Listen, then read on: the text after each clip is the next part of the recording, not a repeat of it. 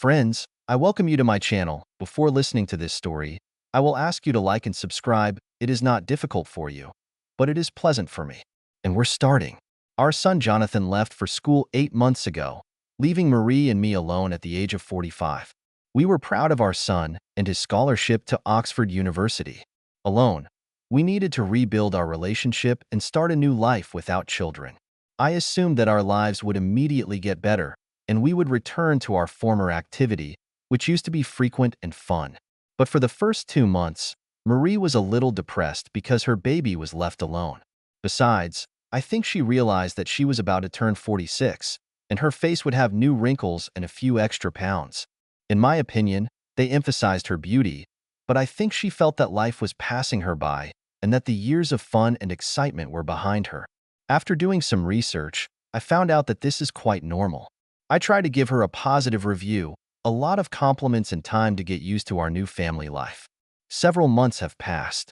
On Friday evening, she came home from work happy and excited, as she had been 20 years ago. Full of smiles, she was like a new woman, and we spent the weekend in bed making up for all the years we'd spent doing duties we no longer had. We spent most of the weekend in bed, and our lives reached heights that we had never reached before. The next morning I woke up with Marie snuggled up to me, smiled and said, "Good morning. It was an amazing night. What's gotten into you? Whatever it is, I definitely want it to continue." "I love you, baby," was all she said, and we made love again before going down to breakfast. For the first time in many years, I felt that our lives were back on track, and we were starting the next stage of our lives. What I didn't know and found out later was that it wasn't me, but the man from her job who brought her attraction to this level. Over the past 6 weeks, he has shown interest in Marie. His compliments and flirting restored some of her youth and confidence. This obviously helped us in bed, but created unwanted problems in the following months. 3 months later, our lives were going well, and financially we were provided with jobs that we liked. Jonathan did well in school, and for the past 3 months our lives have remained wonderful and we have seemed closer than ever. Friday nights were our traditional date nights. Every Friday night after work, we went to the cinema early and had dinner, hurried home and made love until we fell asleep in each other's arms. We did this scrupulously in order to maintain life outside the home. We both enjoyed our late-night dates and tried to recapture some of our youth and relive our youth. For our age group, we made love more often than our friends. On this particular Friday night, she asked if we could go out for a drink after dinner. She squeezed my leg a little coquettishly, giving me a, "I'll try to make it worth it," look with a sly smile. She wanted to go to a new club that she had heard about from the girls at work, called The Shelter, which was only 10 minutes away. It was a fun club with live jazz music. We had a couple of drinks at the bar, and Marie was even more loving than usual. I enjoyed her energy and couldn't wait to get her into bed. She smiled and kissed me gently on the lips. I wanted to take her right there in the bar, but at that moment the band stopped playing, which forced us to stop our public pleasures. The band was taking a break when I was finishing my third martini, and that's when a man I didn't recognize came up to us and shouted in a loud baritone, "Marie, is that you? You look amazing tonight." I must have had a shocked expression on my face when I saw my wife's expression change from a smile to a worried one, and quickly introduced us to each other. "Hi, Brandon. How nice to see you." "Brandon, this is my husband Charlie," she said as he hugged her. I felt a wave of jealousy wash over me, as my intuition told me that something was wrong. Even under the influence of alcohol, I could see how coincidences were forming. A joyful mood in the house, a new bar, a wife showing more love than ever, and a chance meeting with a man in exactly the bar she wanted us to go to. I had no evidence or reason to suspect anything untoward, but now I was on my guard. Brandon looked like he was in his early 40s, handsome, with a voice like Barry White, and I could only imagine how many panties got wet listening to that voice. He was friendly and a good conversationalist. After another drink, I began to relax and think that maybe his arrival was just a coincidence. He sat with us for about 20 minutes. The jazz band started playing again. Everything seemed fine until he asked me if it was okay if he invited my wife to dance. She stood up and said, "Of course he doesn't mind. Isn't that right, darling?" And she led him to the dance floor, leaving me there before I could answer. I got angry when I realized it was a setup, And after 3 slow dances, I almost left her there and went home, but decided to stay and see how it all ended. While I was watching, little things annoyed me. Like the way Brandon held my wife too close. It bothered me how she rested her head on his shoulder, wrapping her arms around his neck. It bothered me how he whispered in her ear. Alarm bells rang in my head, and I realized that my intuition had not failed me and that trouble was brewing. They came back and acted like nothing had happened, and Brandon started a new conversation, as if slow dancing with my wife was commonplace. Brandon was very complimentary about my wife and how much she helped him at work. When he asked me about my hobbies and what I like to do, Marie stood up for me and answered him too quickly, as if it had been planned. Oh, Charlie loves watching football and is the biggest fan of Manchester United. He never misses a single game on TV. Charlie, is this true? Do you know there's a playoff game tomorrow? Are you planning to watch it? Yes, my friend Jake and I never miss a single game, and we will be in the pub enjoying their victory over Liverpool. Well, Charlie, old man, today is your lucky day. You see, I have 2 tickets to the game that one of my suppliers just gave me, and since I'm not a football fan, I was going to give them away. He took out an envelope and showed me 2 tickets labeled Tier 1 center field. They were amazing places and it was impossible to get them, but they were there. I immediately understood what was going on. He looked like a snake in the Garden of Eden, holding out an apple to Eve and offering her a bite. I shyly replied, "Wow, these are great tickets. You should go and enjoy the game." "Not my type, old man. Look, I'm not going to use them, so I'd like you to have them and enjoy the game. I mean, since you're Marie's husband, I'd be honored if you had them." And so it was.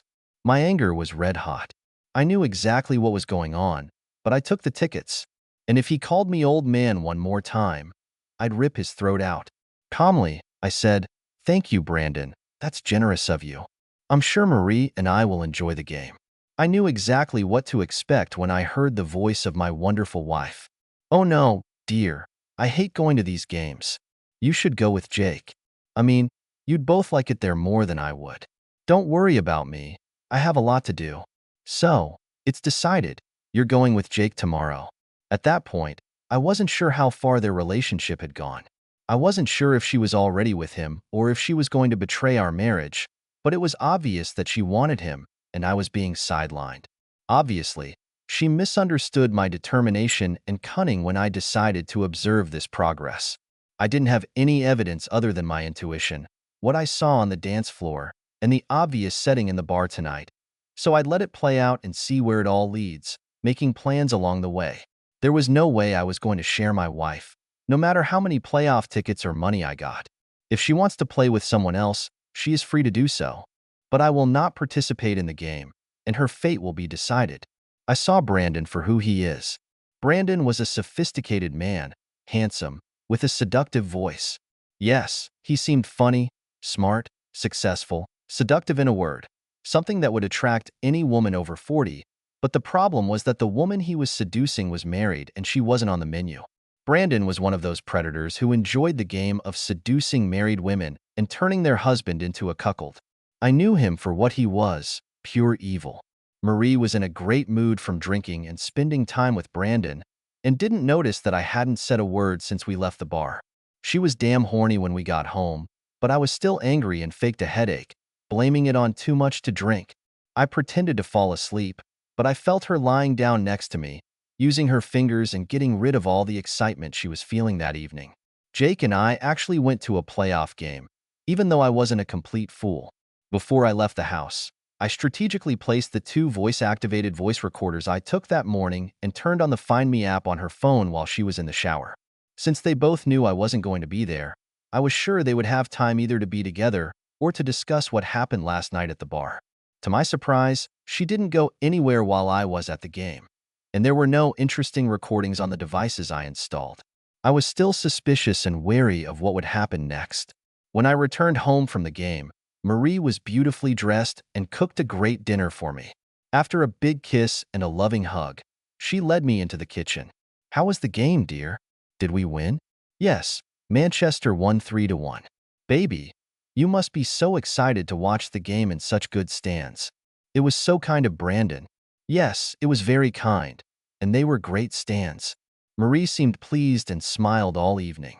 To my horror, from that day on, I constantly heard about Brandon at work or about their dinners together, about how successful he was, about his cottage on the lake, about his travels, about what a good guy he was. I was losing my patience. So one evening, she came home excited and happy, hugged me, and kissed me harder than usual. Well, that was a nice greeting. What's happening? You won't believe it, but do you know the opera La Traviata? Yes, you've been talking about it for years. Why did you ask? Well, there's a performance at the Royal Opera House this Friday. Marie, you know I hate opera. Do you really want to go? Yes, I want to.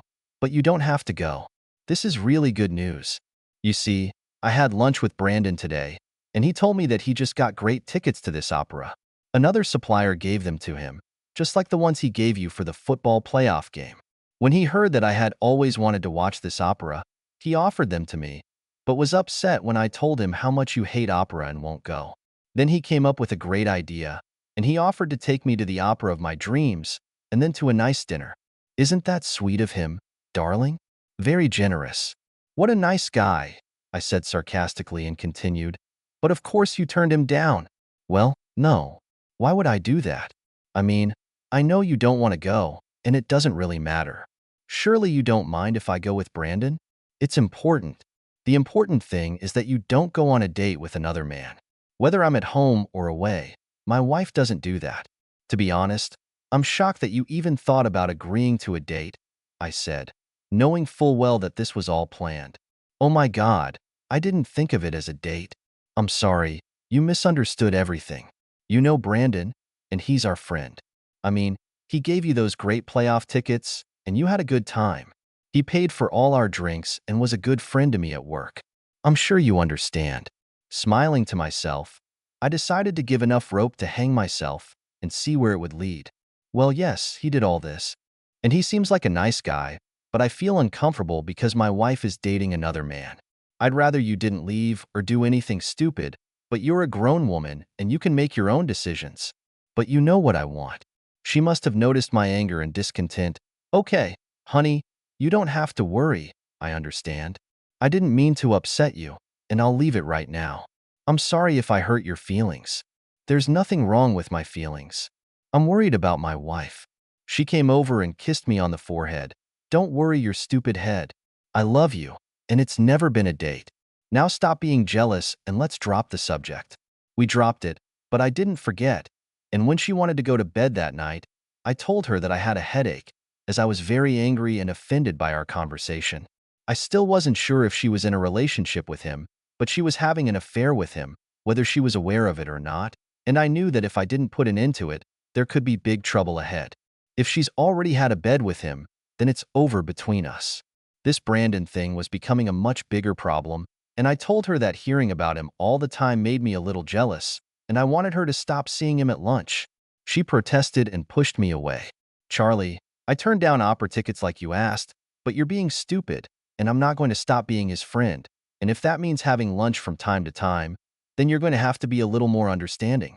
Of course, I was furious, but I needed to figure out exactly what I could do about it without exacerbating the split in my marriage.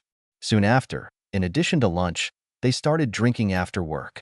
When I accused her of having an affair, she swore that there was nothing between them, but she just enjoyed his company. So you're not attracted to Brandon? Don't lie to me, Marie. Well, every girl in the office likes him, baby. They're talking about me, but I haven't done anything yet. But that's what you want, isn't it? Which girl would refuse? I mean, he's so handsome, and that voice is mesmerizing. But you have nothing to worry about. Don't I have anything to worry about? How would you feel if I was going to have lunch and a drink after hours with a girl I'd like to make love to? Something tells me you wouldn't be so understanding. This conversation didn't go too well, and it got a little cold in our house for a few days. She got angry at the thought of me being with another woman and made it clear that this was not an option.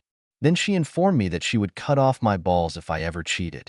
I thought she was delusional and not thinking straight, and I had a bad feeling that our future as husband and wife was in serious danger.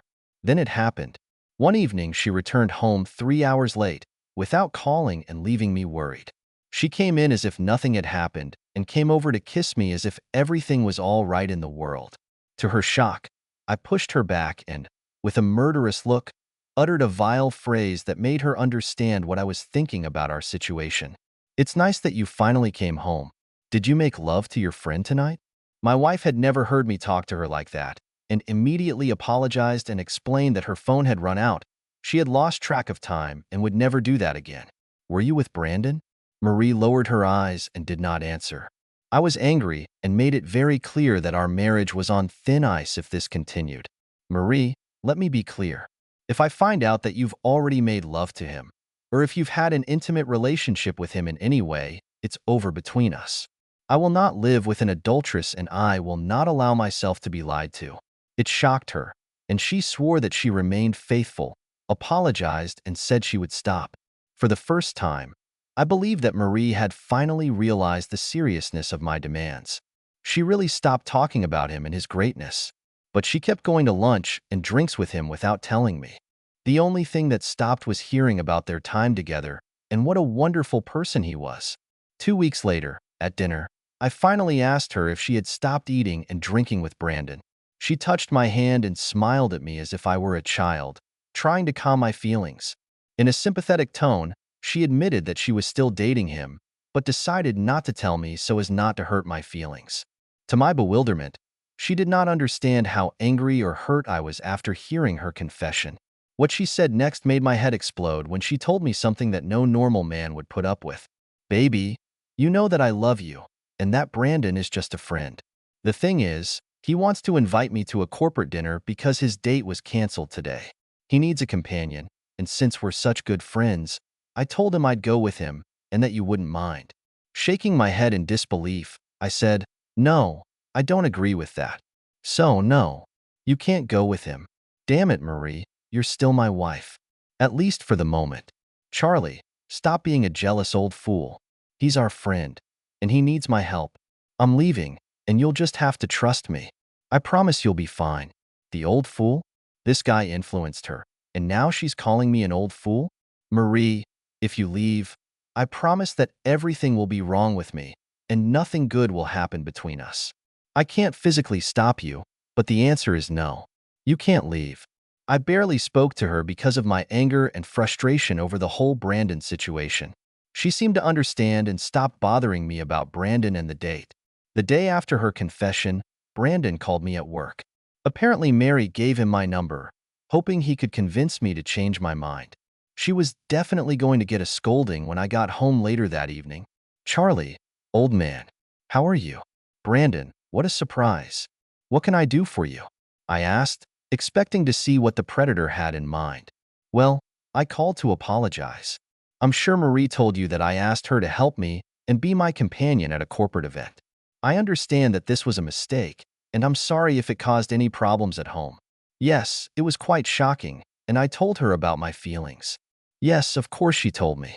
"You see, my mistake was that I should have called you first and asked for your permission and not put Marie in that position. It should have been done man to man." I sat stunned. This guy's endurance was stunning. Listening to his confident, hypnotizing voice was unreal, and it angered me even more. "So, old man, let me make amends and provide you with whatever you want. I can arrange season tickets to Manchester, if that's okay with you." "Brandon, are you asking me to trade my wife for football tickets? Are you trying to turn my wife into a cheater? Friendly relations in exchange for goods? Do you have such a low opinion of her?" "Look, I think you misunderstood me. I don't share my wife with anyone, and if you call me an old man again, I swear I'll rip out your tongue the next time we meet.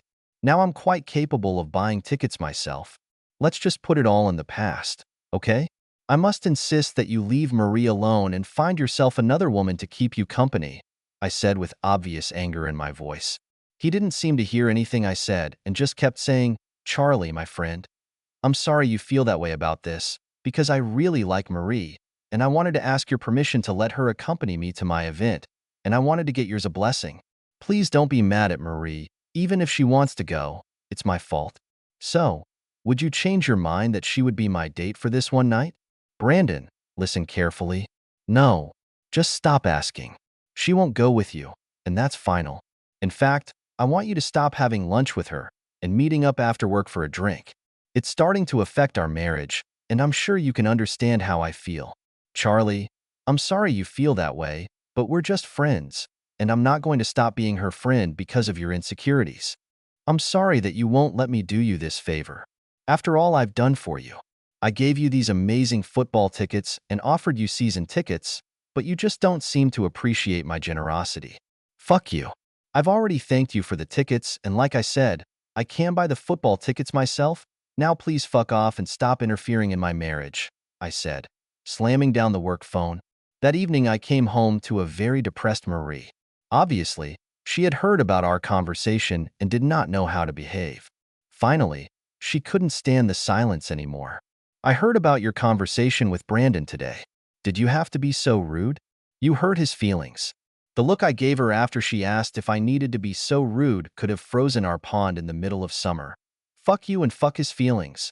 I wonder why you're worried about his feelings and not about your husband. And why did you give him my work phone number? Do you need to be with him that much?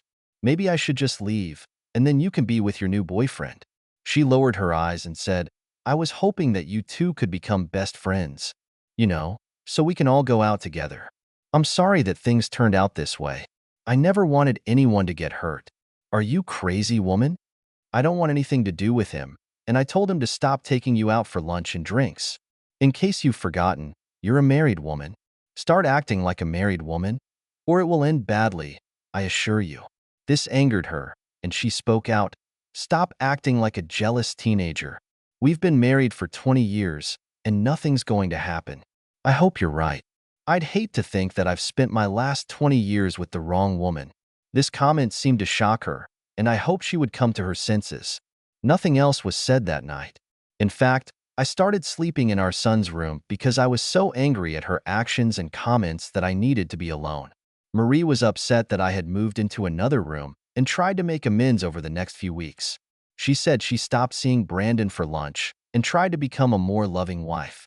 Eventually, I started sleeping in our bed again, but I still wasn't ready for bed with a woman who had obvious feelings for another man. She didn't like it, and she tried to cheer me up several times. Deep down, I knew she was still dating Brandon, and my gut told me to be vigilant if I wanted to save my marriage. Unfortunately, I found out the date of Brandon's event by looking through text messages on my wife's mobile phone. We didn't have passwords on our phones, and I'd never spied on her before, so there was no need for secrecy. Reading her plans upset me because I knew that things would change between us. What I learned also made my planning much easier. To my surprise, the last few weeks of her role as a loving wife were a way to get me back and help me forget about the problem with Brandon. What I found out was that my conniving wife was going to break the news to me that she was actually going to an event with Brandon next Thursday night.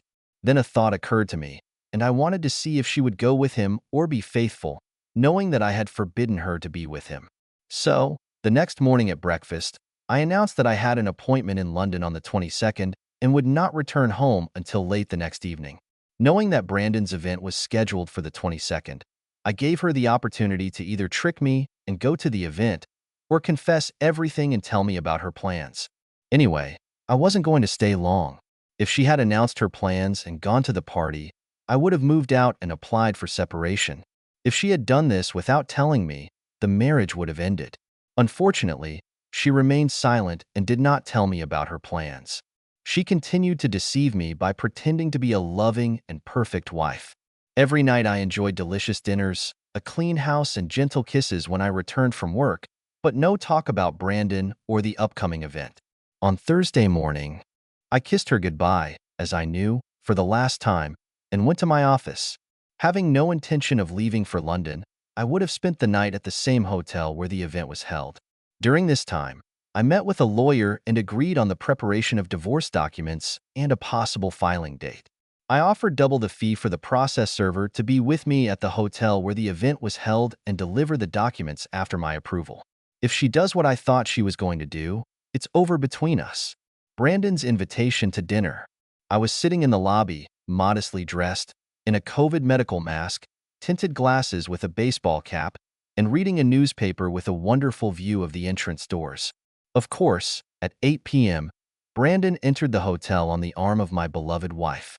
Obviously, she forgot to wear a bra for the occasion. They laughed, greeting others in a cheerful, festive tone, as if they were a loving couple. I fully expected them to show up, but I wasn't ready to see their intimate relationship on public display. Somehow I was able to contain my anger and filmed this scene on my cell phone. Later, I shared this with my son when I explained why his mom and I were getting divorced. While watching her with Brandon, I called her phone and saw Marie look at her phone to find out who was calling and put the call on voicemail. As I watched her reject my call and turn her attention back to Brandon, I felt someone reach into my chest and pull out my heart. All my love and years of devotion to Marie were flushed down the toilet. I felt my eyes fill with tears, but somehow I was able to hold them back and leave a few messages in a futile attempt to save what little we had left. Hi, baby. It's 8 p.m. I hope you're okay, because your phone has switched to voicemail.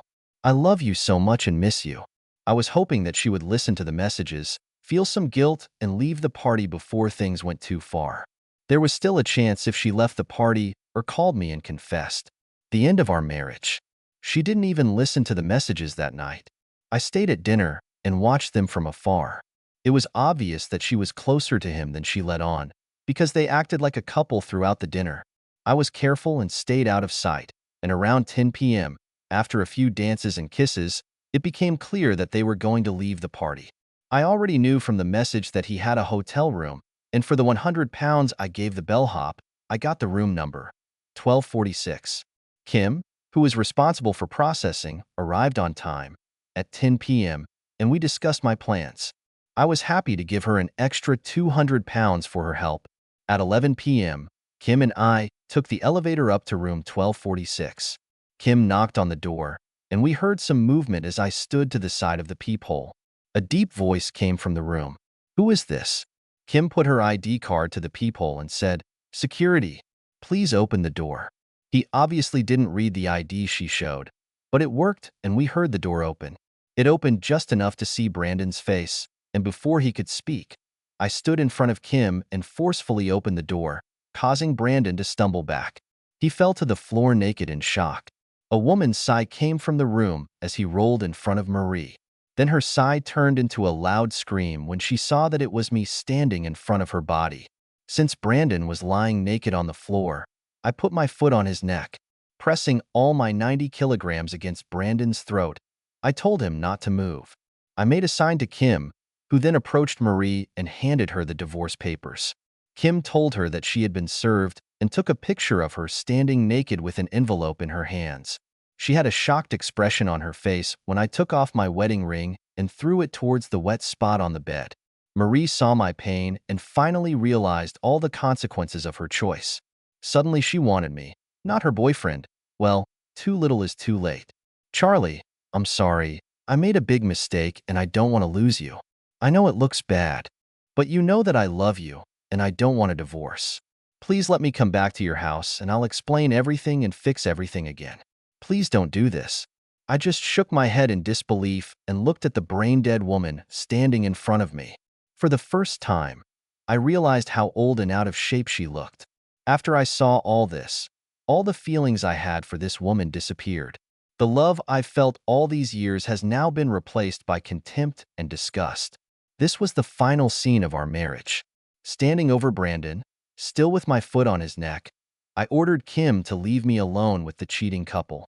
When the door closed, I looked at my wife and spoke in the voice of a desperate and angry man. "Congratulations, you broke my heart and put an end to our 20 years of marriage. And you did it in the worst possible way. You lied to me, tricked me, and then you let that piece of shit use you. Because of this, our time together is over. Just sign the divorce papers and don't you dare come home until Saturday afternoon. It will take me a day to get my stuff out of the house. You can stay in our apartment until it's sold, which won't take too long. In the meantime, maybe you can move in with that asshole."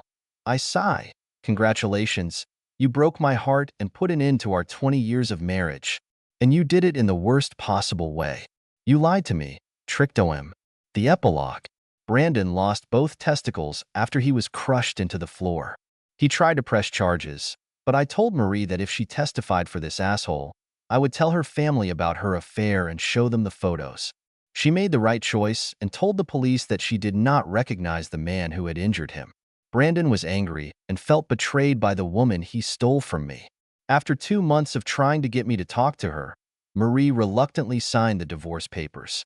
When she finally realized that it was impossible to save the marriage, she told our son the whole story. To her credit, she took the blame for ruining our happy years on herself. We sold the apartment, split our money, and went our separate ways. Brandon got out of line and wanted nothing to do with Marie, now a single woman, and advised her to fuck off and find a new man.